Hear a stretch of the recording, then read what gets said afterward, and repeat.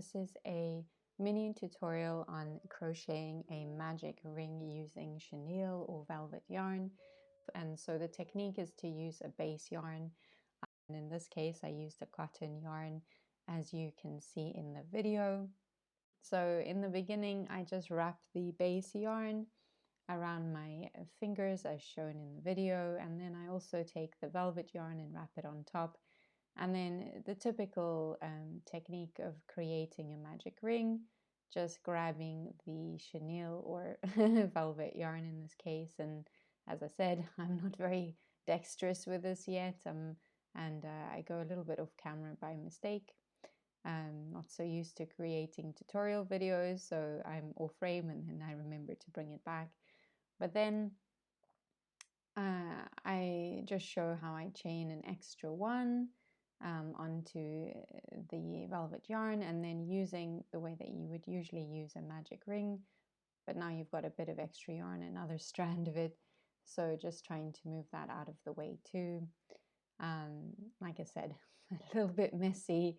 The original tutorial is much neater. They've obviously practiced that much more than I have, and so you might see there I'm now starting my first single crochet onto the magic ring.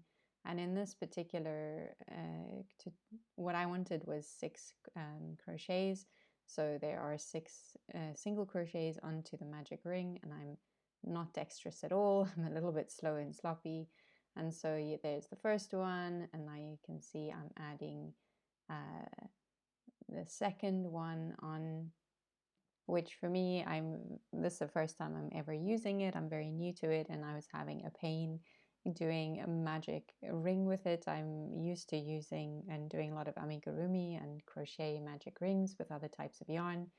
But with this particular yarn, I was having a nightmare. And so I learned this technique from another YouTube tutorial, which I will also link in the description and also in this video, because this is not my own solution. But there's number 4 eventually. I think with this situation, with this kind of yarn, you have to be patient.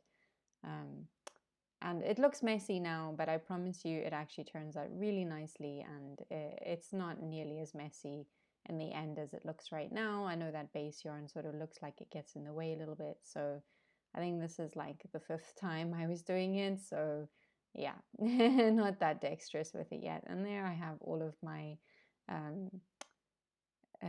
my single crochets, and so I decide to cut the yarn, the one that's obviously attached. Make sure you cut the right one, not into your magic ring that you've just spent so much effort getting right. And so now you tighten the base yarn, the cotton yarn, like you normally would when you are closing your magic ring. And then I'm going to, I think I show that I count to make sure I have enough, and then I'm finding the first one, it's a little bit hard sometimes to see. It gets easier, I think, with practice. And then I'm starting my increase. That's very normal once you do a magic ring, usually or very often with amigurumi, you start with increases. And so there's the first increase. And so I wanted to just continue showing that, continue showing this tutorial past, because in the original video it ended, and so this is why you know, it sort of just stopped at this point, and then I wanted to show how to just clean it up and also what it looks like in the end. So because the original video didn't show that, and so I wanted to figure it out, and also to just show that you don't really see the base yarn, and so it's actually a very clean and easy method to use. I tried to use different techniques, and none of them worked. I was just wrecking my yarn the velvet yarn I'm using to try and I'm for the first time trying to make a plushie, and so I have limited yarn. I didn't want to wreck any more of it. And so here is actually where I'm wanting to show like how I close it off, how I make it neat, so that you can't really see at all that you've used a base yarn. And I think that that's just really, like, I just tighten the 2 strands, and I secure it with a knot when I'm satisfied that it's really tight. I'll secure it with a knot or double knot, to just show that it's really secure, and it's also really neat, like you can't see it on the other side. And so from there on, you can carry on with your project, and you can carry on and see what it looks like. And I've done this a few times now, and each of them looks really good. And that's what you'll be able to see. So here I'm just continuing on just to crochet around the magic ring to show what it looks like.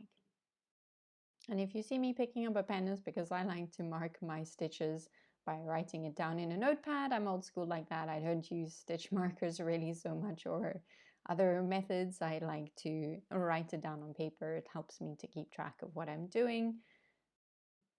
So thank you for joining me in this mini tutorial. I hope that it was helpful, at least to show how you can use a basic yarn to work with chenille or velvet yarn. And thank you also to the original tutorial creator.